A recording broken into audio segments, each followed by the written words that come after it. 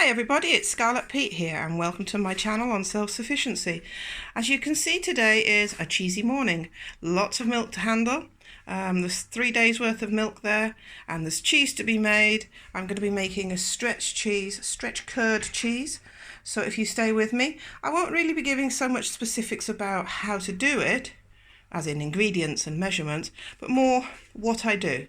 So it'll inspire you to have a go yourself and you'll see how easy it is to do what we do. So let's start with what I'm up to here. This is last night's curds. I'm making an Eastern European style stretch curd.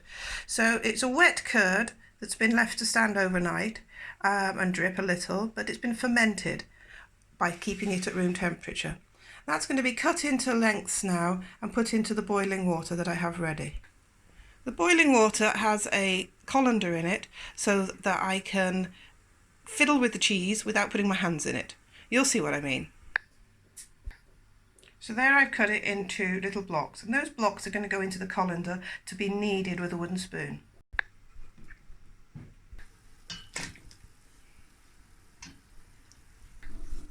So what I'm going to do is just move them around, and when they, oops, the steam's all happening there, let's see that. What I'm going to do is knead them around like you'd knead bread so they stick together. So there we have one little ball I've created, and then that will sit in some salt water overnight. We'll turn it a couple of times firstly, and then it'll sit in salt water, and that will be our stretch curd cheese. Now the next thing I have to deal with is all this milk. There's 3 different days worth of milk, leftovers milk there. So what I'm going to do is take the cream off the top, and as it ages you can see the cream much easier. So there's a lot of cream on the top of that one. There's yellow cream on that one, and that's last night's, or no, that's this morning, so there's a little bit of cream starting to form. To take the cream off, I'll use the jug there to scoop, and I'll put it into here. Now you'll be able to see when you get through to the cream, through the milk, because this is very yellow now, but when you take the cream off, you'll see like a thinner, greyer milk underneath. And that's the cream. You can see it's thicker and wrinklier. So that's the cream off the first pail of milk. Now to go to the next pail, because we're going to make butter from it, as you heard earlier. Now, can you see that little change in colour? That's the milk below and the cream on top. So when it all goes that colour there, then you know you've got the cream off. And then the youngest milk is the one with the least cream because it hasn't settled yet. But we've got a decent amount of cream there. Now what I'll do with that is put it to one side to heat up, because I find when it's at more like room temperature, then I get a better and quicker turned butter than I do when it's cold. It takes forever if it's cold. And while the butter heats up to room temperature, I'll be doing some more of the stretched curd cheese. Now you have to be a master of multitasking here, because you've got to do lots of things at the same time. So while that curd's heating up and I'm mixing it, I've emptied this one's milk into this one, and this one I'm going to do heat it up to blood temperature, add in some rennet, and then leave it for 40 minutes to split into a curd. Or set into a curd would be a better way of putting it. So I'm just allowing this to heat up before I try and start to knead it. So it's heating up into the boiling water. And as with all things dairy, as soon as it's finished with, wash it up and put it to dry in the sun. The reason we need to do that is to make sure we don't get any off tastes or off smells in our dairy products. So that's been rinsed and dry, and I'll put it in the sun. So now I'm heating up this milk to blood temperature to put the rennet in. And while that's then forming a curd and becoming solid, then I'll be making the butter. I've made 4 balls of stretched curd, and now those will be left for an hour, then turned, then left for another hour and turned, and they'll be sat into some brine afterwards for a few hours. So I just cover those up and keep them safe. So I've got my water ready to put the rennet in. I get this off the internet. I'll put a few drops of that in the water, and then I'll stir it into the milk, which is at blood temperature now. Just pour that in. And then I stir it for about, I don't know, half a minute. That gets put to one side, and then I'll cover it with a cloth. And now it's time to get on with making the butter. And all I'm going to do is beat it. Beat it and beat it till it changes to thicken, and then it splits to butter.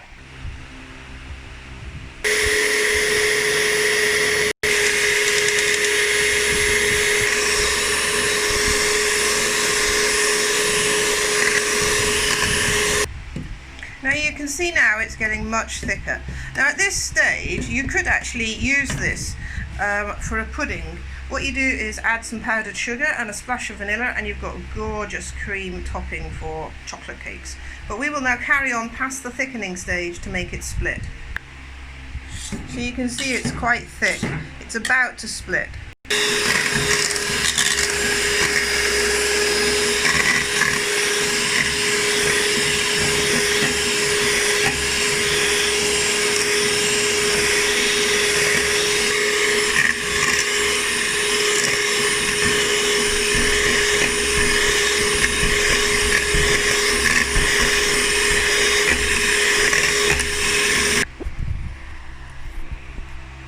Right, it's about to split now. So if I keep going, you'll see it get wet and sloppy.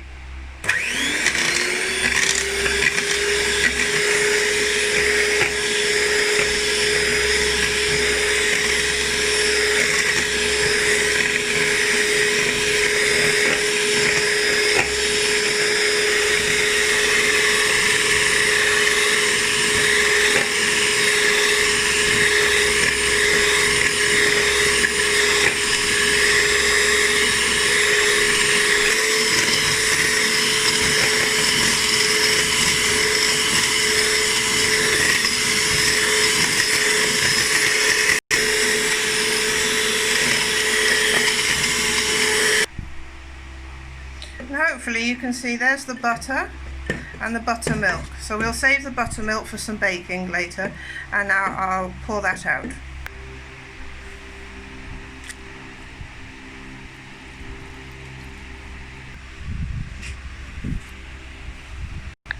I've now poured water into it, which is going to wash it. So I just wash it again, and we'll be left with clean butter. There we go, and it becomes more golden. So we'll wash it twice, and then we salt it if we wish to, and I mix that in again with the beater. This now needs to go to be chilled. There we have a small bowl of butter going in the fridge. Now we have the buttermilk and the cheese balls, they're staying on the side. So we get lots of products. Now I'm not going to wash this bowl up because it's got butter in, so therefore it just has to have a cake or some bread made in there. Because we've got the buttermilk, we've got the whey, so we'll do something with those products. So I'll just cover this with a cloth and put it ready for later.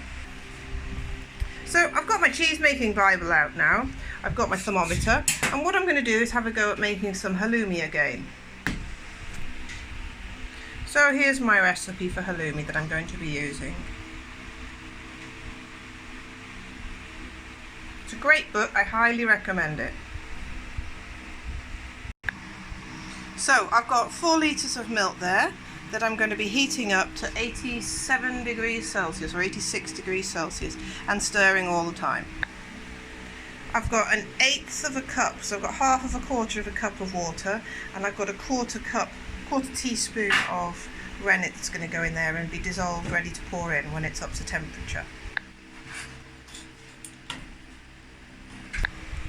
In the meantime, it's time to turn my curd balls, because they've been stood for an hour, and it's getting time to have a look at the cheese that I put, well not cheese, the milk I put with rennet in earlier.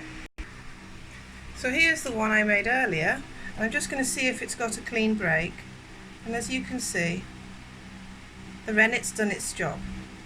I'm going to leave it a few more minutes before I cut the curds. This is up to blood temperature now, so I'm going to take my rennet and liquid and pour that in gently across it all, dribble it in, and then we need to stir for 1 minute in an up and down motion. Now we're back with the original one that I did earlier, so I'm going to take a clean knife and I'm going to cut cut the curds.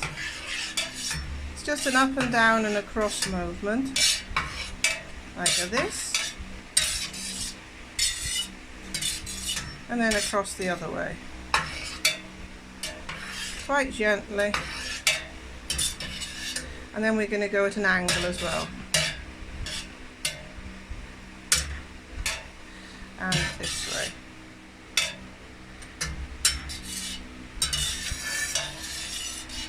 Just separate them from the side. There we have the curds ready for the next stage.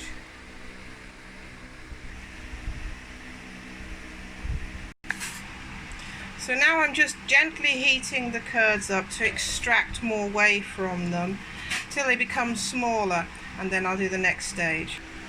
Here I'm heating up the old whey and from the last cheese making, as in a minute ago. Anyhow, I'm heating it up and then I'll add vinegar and I'll get ricotta from this. It's time for a break and a snack. I've not had breakfast yet, so here's some of my homemade ice cream that we've chiselled out of the container. So I've lined my colander now so that I'll take these curds, those ones, and put them in there to drain and drip.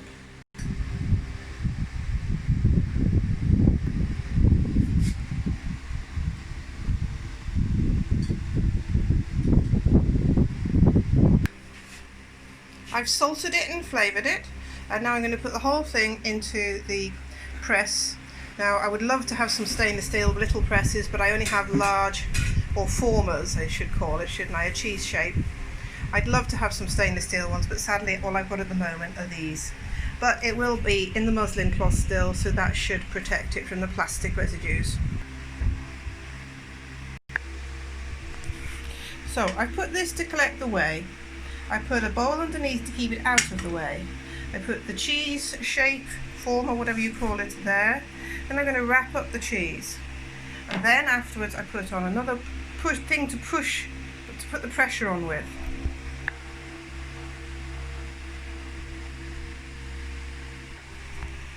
So I've screwed down the screws, compressed the spring, got the follower, the former, and then somewhere to collect the whey, and I'll leave that press for, I don't know, maybe an hour, and then I'll turn it and press it again.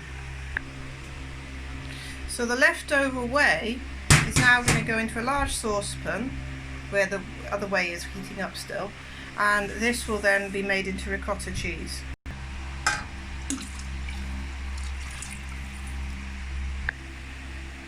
I've made a brine now and I've got a jar ready. When that's cool, I'll put the stretched cheese curd balls into that and to sit in the salt water. It should make them taste really nice.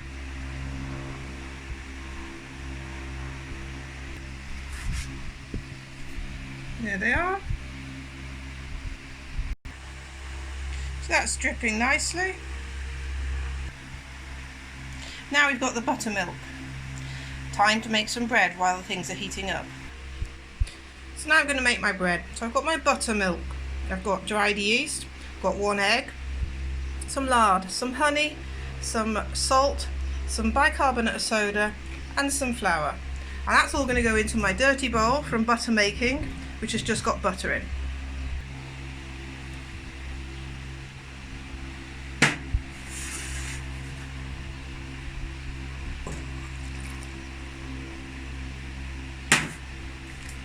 Put the yeast in next. There's all our ingredients, and that's our cockerel. So what I'm going to do now is mix that up. If it needs some more liquid, I have some buttermilk left over from the night before, so I'll get it on.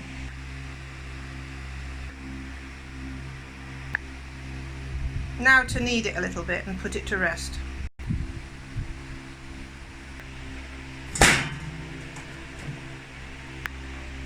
So what I've got here is my kefir grains and milk, and I'm going to strain the kefir through this to get the grains out, then let it drip through the cloth, which is held up by a sieve, and then we'll have a sour cream substitute that I'll mix with garlic, and that will taste very nice on toppings of yummy things. And we'll let that drip through now. And those are my grains there, ready for the next batch of milk. Sieve all nicely cleaned up. That will be covered up and left to drip. And here's the grains ready to have some more milk in. Now, you don't actually wash the jar out every single time because you want some of the culture left in there to help it change the next milk. So I'm going to add some milk. That'll be left at room temperature now to culture quickly, and then I'll have some more soured cream or kefired cream for next time. It's halloumi curd cutting time. Now we need to heat them up, so let's have a look. What does the recipe say? Increase the temperature by 2 degrees every 5 minutes until it reaches 104 degrees Celsius Fahrenheit. That takes about 45 minutes. So that's what I'm going to do now. It's time to get it out of the cheese press. Which cheese was this one? This is just like a farmhouse cheese.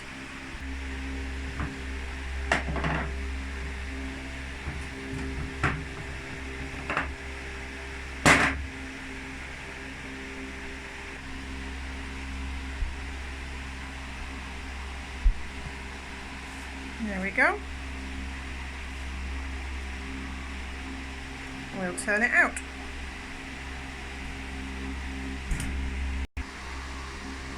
Here we have the first cheese of the day finished and ready to eat. We'll put that to chill now in the fridge. Put the cheesecloth to dry, ready to use in a moment. My colander and my cheese press are ready. Excuse the noise, that's a fan. It's too hot to work without the fan. And now we have the halloumi to be ready to put through the cheesecloth.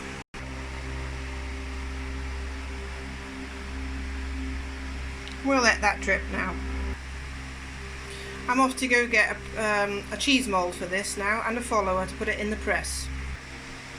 This is my homemade cheese press. This is a basket out of a pressure cooker, and then this is a cheese board that fits perfectly after a little bit of work on it on top as a follower.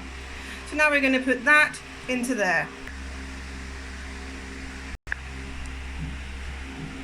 And then the cheese follower will go on top, and then we'll press it.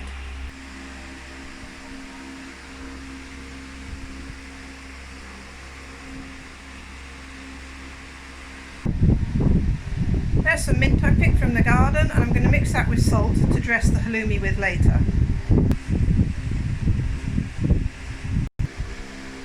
My bread's growing, or my dough. This is pressing nicely, and I'm about to do some ricotta. Time to make some bread. Isn't that lovely?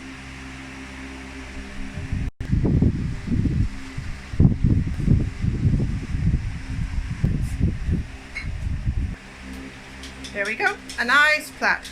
Now to get an egg wash on top and some poppy seeds from the garden.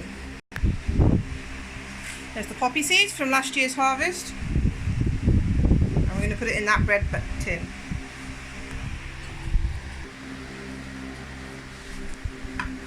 Nasty flies. Beaten egg.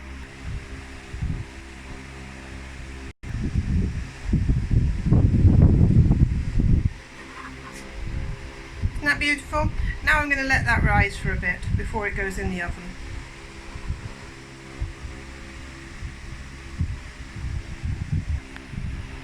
And now it's time to get back to the halloumi cheese.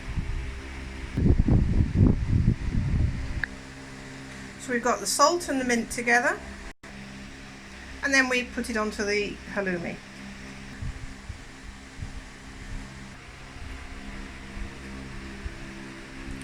So now it's time to wrap them up so we can float them in the whey.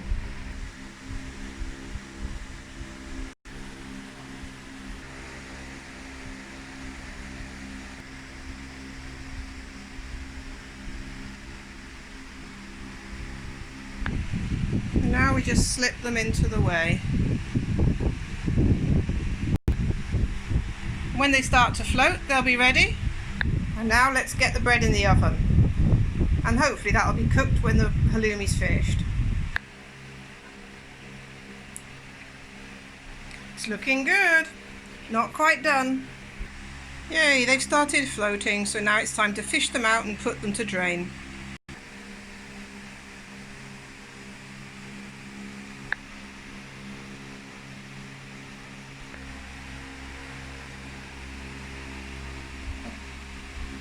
So that's the halloumi nearly finished, it's just cooling now. Yeah, I've put some in salt water for brine and to keep that in the fridge to see what that's like, and then these will be sprinkled with salt shortly. Now my ricotta's ready to sieve.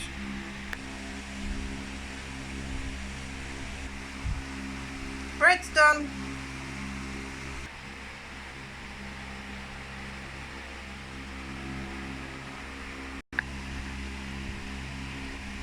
Sprinkled with mint and salt. So it's the end of the cheese session. We've got some bread made with the buttermilk. We've got, isn't that beautiful, some homemade butter. We've got some halloumi cheese and some farmhouse cheese. Sliced up some beautiful homegrown ham with some of our own onions. Made myself a sandwich. And I've got some chocolate cake for later. We've also got in the fridge the, what else is in there? Halloumi in brine. We've got stretch curd in brine. We've got ricotta. And we've got, what else? Oh, some milk kefir going at the same time. So I hope you've enjoyed sharing my morning's work. It's been about 4 hours so far. I'm just about to have something tidy to eat now and fight off the flies that keep trying to attack my meal. Thanks ever so much for being with us, and I hope this shows you can do this. It's easy as anything, and just get out there, give it a go. Thanks for watching. Like, subscribe and share, and if you've made it this long, please give a comment. This is my longest video I've ever done. Bye everyone.